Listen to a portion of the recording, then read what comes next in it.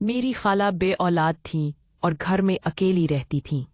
मैं अक्सर खाला के पास रहती थी। जब भी मैं खाला के साथ सोती तो आधी रात को खाला के बेड से आवाजें आती थीं। मैं पूछती तो खाला कहती, तुम्हारा वहम है। एक रात खाला उठकर साथ वाले कमरे में चली गईं। उस कमरे से खाला की अजीब आवाजें आ रही थीं। मैं जाकर इस कमरे का दरवाज़ा खोला तो खाला को ऐसी हालत में देखकर मेरे पांव तले ज़मीन निकल गई, क्योंकि बेड के ऊपर मेरा नाम साइमा था। मैं अपने माँ बाप की इकलौती औलाद थी। मेरे वालिद बचपन में इंतकाल कर चुके थे। मेरे साथ कोई नहीं था, इसलिए मेरी माँ ने लोगों के कपड़े सियाने शुरू कर दिए। बाद में मैंने पढ़ाई छोड़ दी और माँ के साथ काम में हाथ बटाने लगी। माँ जहाँ भी जाती थी मुझे खाला के घर छोड़ जाती। खाला मेरी असली खाला नहीं थी, बस हमारी पड़ोसन थी, इसीलिए हम उन्हें खाला कहते थे। इस बार माँ 3 दिन के लिए शादी पर जा रही थी, मगर मैं साथ जाने से इनकार कर दिया। इसलिए अम्मी शाम को मुझे खाला के पास छोड़कर चली गईं। खाला एक बड़े से घर में अकेली रहती थी। उनकी कोई औलाद नहीं थी और उनके शौहर दूसरे शहर में थे, काम करते थे। भी महीने बाद घर वापस आते थे। मुझे देखते ही खाला बहुत खुश हुईं। मुझे गले लगाकर प्यार करने लगी। शाम होने को थी, मैंने खाना खाया। खाला ने अपनी नौकरानी से कहा कि मेरे लिए अपने ही कमरे में बिस्तर लगा दे। मुझे उस वक्त थोड़ी हैरत हुई, क्योंकि कमरे में पहले एक डबल बेड था, तो मेरे लिए अलग से बिस्तर लगवाने की क्या ज़रूरत थी। लेकिन खैर, मैंने इससे बात को नज़रअंदाज कर दिया। मैं बड़े घर में आकर बहुत खुश थी, लेकिन रात के एक पहर अचानक मुझे लगा जैसे खाला के बिस्तर से कोई आवाज़ आ रही हो। मैं अचानक बहुत डर गई।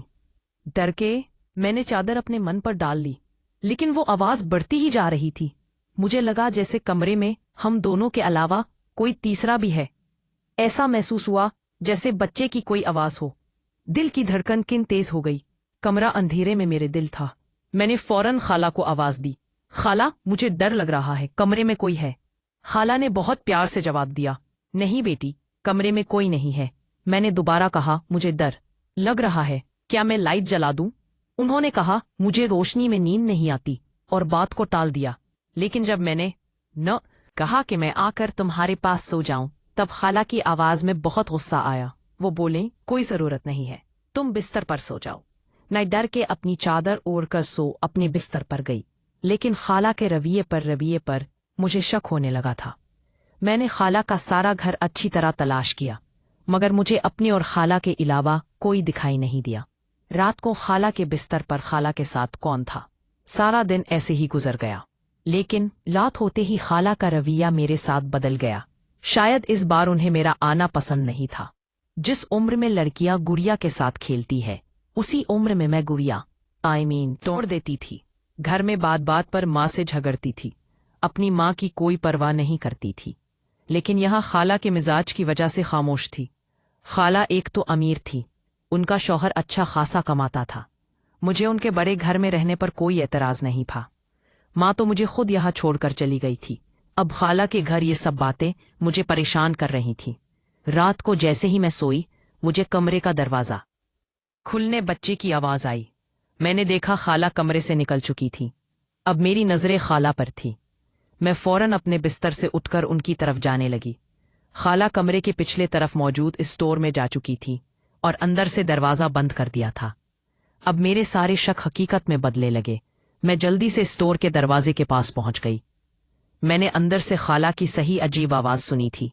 मैं जवान थी, हर बात मुझती थी। अचानक मेरे दिल को एक झटका लगा।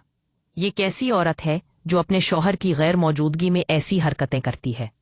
मुझे ये आवाज़ें वाज़े सुनाई नहीं दे रही थी, जिसकी वजह से मैं सही से समझ नहीं पा रही थी कि खाला क्या कर रही थी।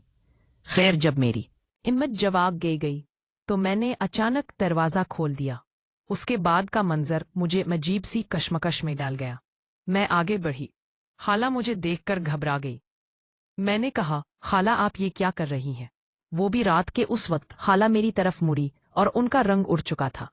वो मेरे सामने हाथ जोड़कर बोली, खुदा के लिए बेटी, इस बारे में किसी को मत कैसे बताना, वरना मेरा शौहर मुझे तलाक दे देगा। ये सुनकर मेरी आंखें हैरत پٹی کی پھٹی رہ گئی۔ لیکن خالہ ایسی بات کیوں کر رہی تھی؟ پھر انہوں نے کہا، تم نہیں جانتی کہ میرے ساتھ کیا ہوا؟ میں یہ سب بہت مجبور ہو کر کر رہی ہوں۔ اگر تمہیں پتہ چل جائے کہ قسمت نے میرے ساتھ کیا ظلم کیا ہے تو تمہاری آنکھوں سے آنسو نکل آئیں گے۔ میں یہ سب اپنے بچوں کی خاطر کر رہی ہوں۔ مجھے اولاد چاہیے۔ اولاد کی کمی مجھے بہت محسوس ہوتی ہے۔ پھر خالہ نے اپنی بات سنانی شروع کی، کہنے لگی، میں شروع سے بہت خوبصورت تھی۔ میں شادی کے بعد بھی ایسے ہی خوبصورت رہنا چاہتی تھی۔ میری پسند کی شادی ہوئی تھی، بڑا گھر تھا اور میرے شوہر کے خاندان کی نیک نامی پورے علاقے میں مشہور تھی۔ جب میں شادی کے بعد حاملہ ہوئی، مجھے یہ بات پتہ چلی تو میں اپنے حسن اور پی جوانی کے نشے میں اتنی گم تھی۔ میں اتنی گم تھی کہ میرے لیے اولاد کی نہ تھی بھی مدح بھر کی کوئی اہمیت نہیں تھی۔ ویسے بھی میں ابھی اولاد نہیں چاہتی تھی۔ ایک دن میرے گھر میری دور کی ایک عزیز مجھے ملنے آئی۔ میں نے اسے اپنے بچے کے بارے میں بتایا تو وہ فوراً بولی، بچے کو جنم دے کے اپنے اوپر ابھی سے ذمہ داری کیوں ڈال رہی ہو؟ تم ابھی خوبصورت اور جوان ہو، اپنی جوانی کو ضائع کیوں کر رہی ہو؟ تم اس بچے کا معاملہ ختم کرو۔ میں تمہیں ایک شخص سے ملواؤں گی جو تمہیں فلموں اور ڈراموں میں کام دلائے گا۔ یہ سن کر میرے من سے تھوک نکلنے لگا۔ اس نے میرے دل کی بات کی تھی۔ شروع سے میرا یہی خواب تھا کہ میں ٹی وی پر آؤں، اور جب آج یہ میرا خواب پورا ہونے والا تھا تو اس بچے کی وجہ سے کیوں پیچھے ہٹوں؟ وہ ابھی کون سا دنیا میں آیا تھا؟ یہ عورت میری رشتہ دار تھی، بے تابی کا سوال ہی پیدا نہیں۔